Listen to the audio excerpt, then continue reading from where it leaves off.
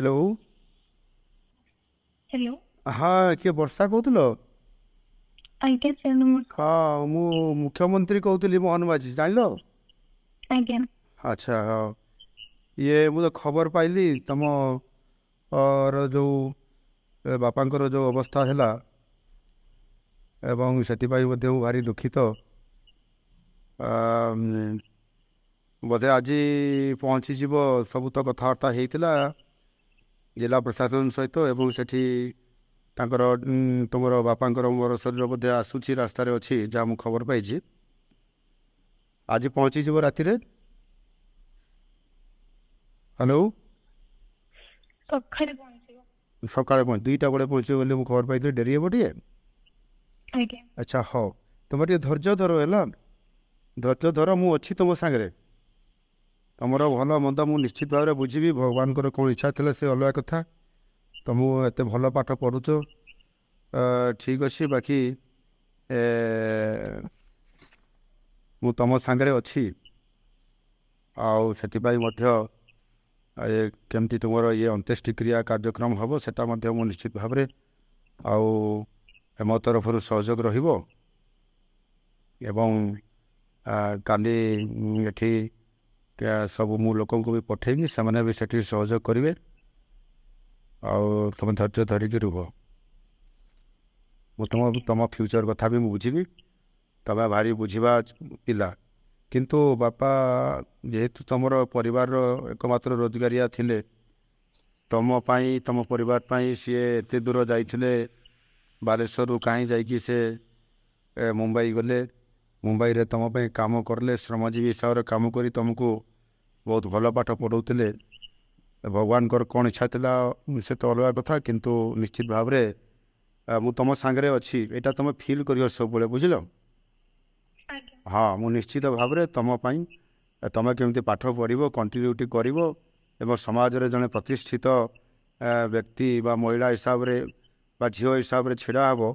ମୁଁ ନିଶ୍ଚିତ ଭାବରେ ମୋର ତମ ପ୍ରତି ଶୁଭେଚ୍ଛା ଅଛି। ମୁଁ ତୁମକୁ ଠାକୁରଙ୍କ ନିକଟରେ ମହାପ୍ରଭୁ ଜଗନ୍ନାଥଙ୍କ ନିକଟରେ ପ୍ରାର୍ଥନା କରିବି ତୁମର ଉତ୍ତରୋତ୍ତର କାମନା ହେଉ। ବାପାଙ୍କର ଏଥିରେ ବହୁତ ବଡ଼ ତୁମ ପାଇଁ ପରିବାର ପାଇଁ ଅବଦାନ ଥିଲା। ବାପାଙ୍କର ଆତ୍ମାର ସଦ୍ଗତି କାମନା ବି କରୁଛି ଏବଂ ତୁମର ମଙ୍ଗଳ କାମନା ବି କରୁଛି। ପରିବାର ନିଶ୍ଚିତ ଉନ୍ନତି ହେବ ଏବଂ ମୁଁ ମଧ୍ୟ ତୁମକୁ ସହଯୋଗ କରିବି। ଠିକ୍ ଅଛି? ଆଜ୍ଞା। ଆଉ ମା ଅଛନ୍ତି କି ପାଖରେ? ଆଜ୍ଞା। ଟିକେ ଦିଅ ମାଆକୁ କହିବ ମୁଁ କଥା ହେଉଛି।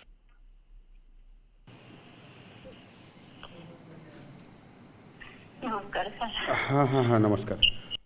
ହଁ ଦେଖନ୍ତୁ ଇଏ ତ ବହୁତ ବଡ଼ ଘଡ଼ିସନ୍ଧି ମୁହୂର୍ତ୍ତ। ଅତି ଦୁଃଖର କଥା। ମୁଁ ବି ସେଟା ଜାଣିପାରୁଛି ଯେ ଏଭଳି ଏକ ତମ ଭଳିଆ ଗୋଟେ ଗରିବ ପରିବାରରେ କେତେ କଷ୍ଟ କରିକି ପରିବାର ଚାଲୁଥିଲା। ମୁରବୀ ହିସାବରେ ସ୍ୱାମୀ ଆପଣଙ୍କର ପରିବାର ଚଲାଉଥିଲେ ମୁମ୍ବାଇରେ ଥାଇକି ଶ୍ରମଜୀବୀ ହିସାବରେ। ବାଲେଶ୍ୱରର ଇଏ ଗୋଟିଏ ଅଞ୍ଚଳରୁ ଯାଇକରି ସେ କେତେ କଷ୍ଟ କରିକିରି ଖଇରା ଅଞ୍ଚଳରୁ ଯାଇକରି ସାହାଯ୍ୟ କରୁଥିଲେ। କିନ୍ତୁ ବହୁତ ଭଗବାନଙ୍କର କ'ଣ ଇଚ୍ଛା ଥିଲା କି ଜାଣି ମୁଁ ତ ଜାଣିପାରିଲିନି।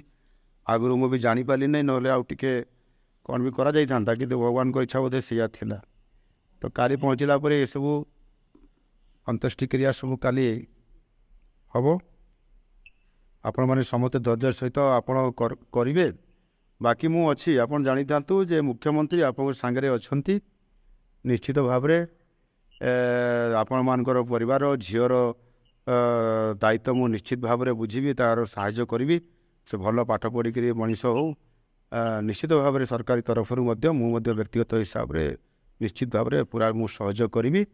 ତା'ର ଉତ୍ତରୋତ୍ତର କାମନା କରୁଛି ହେଲା। ଆପଣଙ୍କ ପାଇଁ ବି ଆପଣଙ୍କ ପରିବାର ପାଇଁ ବି ମୁଁ ଚିନ୍ତା କରୁଛି। ଆଗାମୀ ଦିନରେ ନିଶ୍ଚିତ ଭାବରେ ତା ପ୍ରତିଫଳିତ ହେବ ଏବଂ ମୁଁ ମଧ୍ୟ ସହଯୋଗ କରିବି।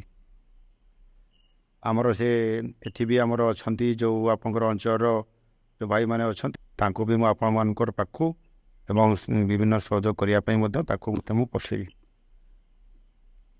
ଠିକ୍ ଅଛି ଭାଇ। ଆଜ୍ଞା। ହଁ ଧୈର୍ଯ୍ୟ ଧରନ୍ତୁ ଟିକେ। ଧୈର୍ଯ୍ୟ ଧରନ୍ତୁ। ମୁଁ ଅଛି ନିଶ୍ଚିତ ଭାବରେ ମୁଁ ସହଯୋଗ କରିବି। ଆଜ୍ଞା। ଠିକ୍ ଅଛି ଠିକ୍ ଅଛି।